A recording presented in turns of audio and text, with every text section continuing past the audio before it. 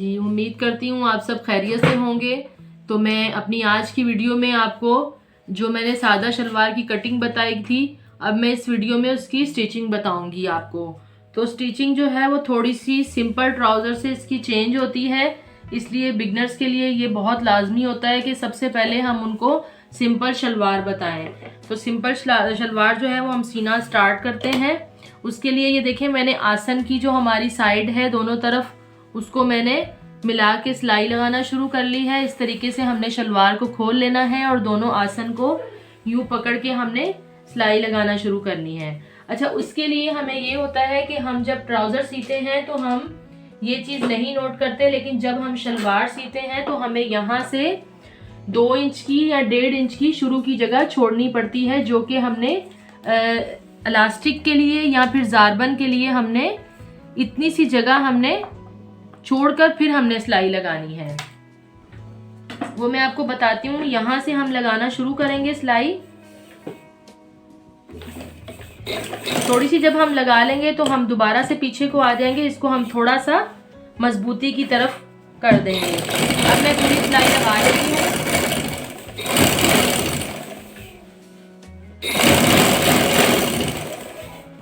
अब ये पूरी आसन में जोड़ूंगी।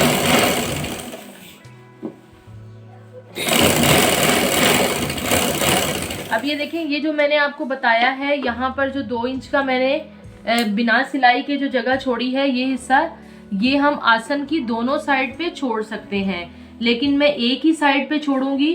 अगर आपको दोनों साइड पे छोड़ना हो तो आप छोड़ सकते हैं। वैसे शलवार के दोनों साइड भी होता है और एक साइड भी होता है। ये उस सूरत में छोड़ा जाता है कि अगर आपने इसके पहले इलास्टिक नहीं डालना, ये बाद में इलास्टिक के लिए या ज़ारबन के लिए ये चीज़ छोड़ी जाती है। तो दूसरी तरफ मैं सिंपल सिलाई दूंगी।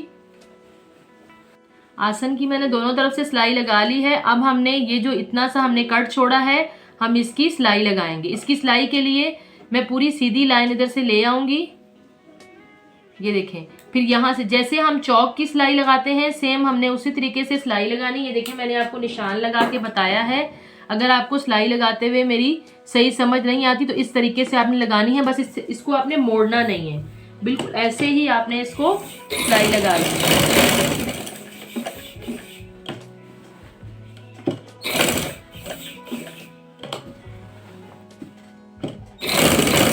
इस तरीके से आपने पूरी सिलाई लगा के इसको बाहर निकाल लेना है।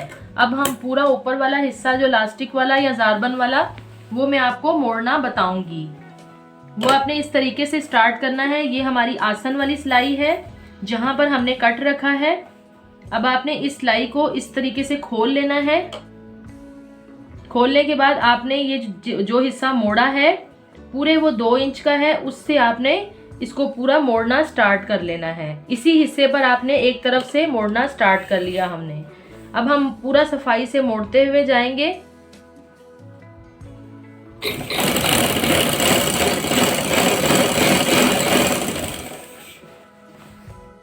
अब ये देखिए, पूरा मैं कंप्लीट पीछे से मोड़ते हुए मैंने आके उसी जगह पे आके ख़त्म किया है जहां से मेरा स्टार्ट हुआ था। ये देखिए, ये कितनी सफाई से बिल्कुल मुड़ा है। पूरे हमारे 2 इंच का जो हमने एक्स्ट्रा कपड़े का छोड़ा था, बिल्कुल सफाई से वो हिस्सा मैंने उस सिलाई पे ज्वाइंट किया है। ये मैं इस पे रख के इसको कंप्लीट सिलाई लगा के पूरा कर दूंगी।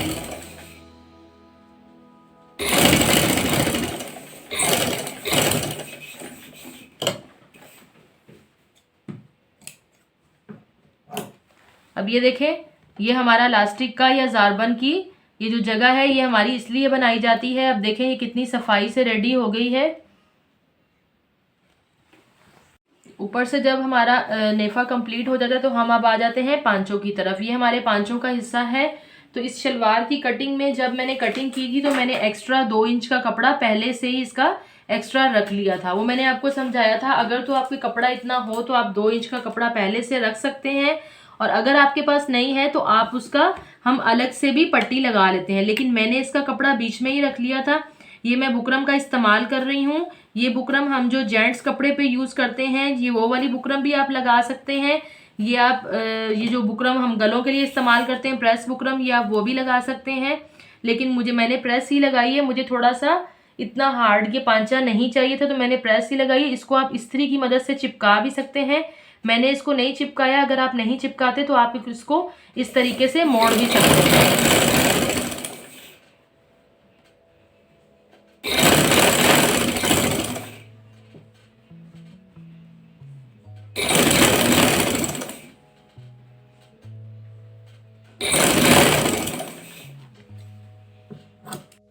अब ये देखिए मैंने बुकरम दोनों तरफ लगा ली है। लगाने के बाद ये हमारी उल्टी साइड है, मैं इसको इस तरीके से फोल्ड कर लूँगी।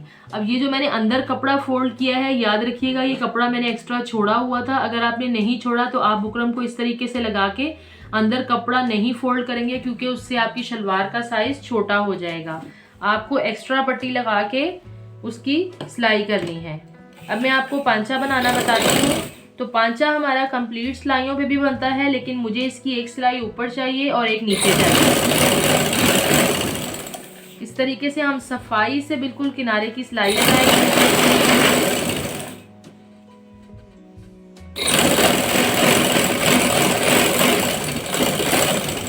अब ये देखिए मेरी एक सिलाई कंप्लीट हो गई है। अब इसी पे ही मैं आपको दूसरी सिलाई लगाना बता दूंगी। दूसरी सिलाई ये देखिए मुझे नीचे से अपने कपड़े का जो मार्जिन नजर आ रहा है, मैं इसी के ऊपर सिलाई लेकर जाऊंगी। पांचे की जो चौड़ाई होती है वो 1 इंच या 1 इंच से थोड़ी सी ज्यादा, 1.25 इंच पे, इससे ज्यादा चौड़ाई हमारी बुरी लगती है। अब ये देखिए मेरे पांचे की कंप्लीट सिलाई तैयार हो गई है। पीछे से भी देखें और आगे से भी देखें, बिल्कुल सफाई से लगी है और इतना ही गैप होना चाहिए दोनों सिलाइयों में। बिल्कुल सफाई से आराम आराम से आपने लगानी है। अब हम इसकी सिलाई लगाते हैं पांचे की।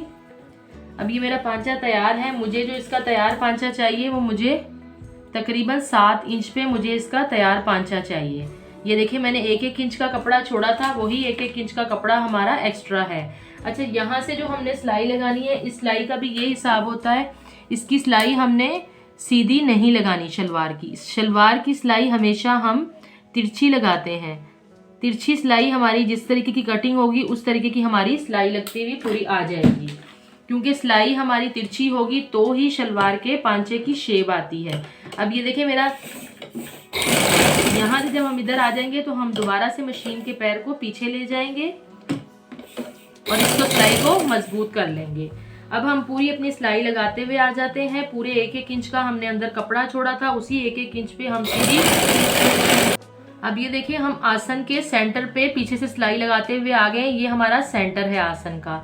तो सेंटर पे जब हम पहुंचते हैं, हमने दोनों सिलाइयों को बिल्कुल आमने सामने रख के इसको सेट करना है। ये ना हो थोड़ी सी भी अगर सिलाई आगे पीछे होती है तो हमारी आसन की सेटिंग डिस्टर्ब हो जाएगी। अब मैं यहाँ से जब सिलाई लगाऊंगी तो मैं ये सिलाई इधर से ही बाहर निकाल के इसको खत्म कर दूंगी। मैं ये सिलाई लगा के इस तरफ नहीं आऊंगी, क्योंकि यहाँ से भी जो हमने पांचे की सिलाई लगानी है वो हमने इस तरफ से ही स्टार्ट करनी है। यानी आधी सिलाई हमने उस हिस्से से लगानी है, आधी सिलाई हमने इस हिस्से से लगानी है। पूरी कंप्लीट हमने एक पांचे से शुरू करके हमने दूसरे पांचे पे नहीं आना।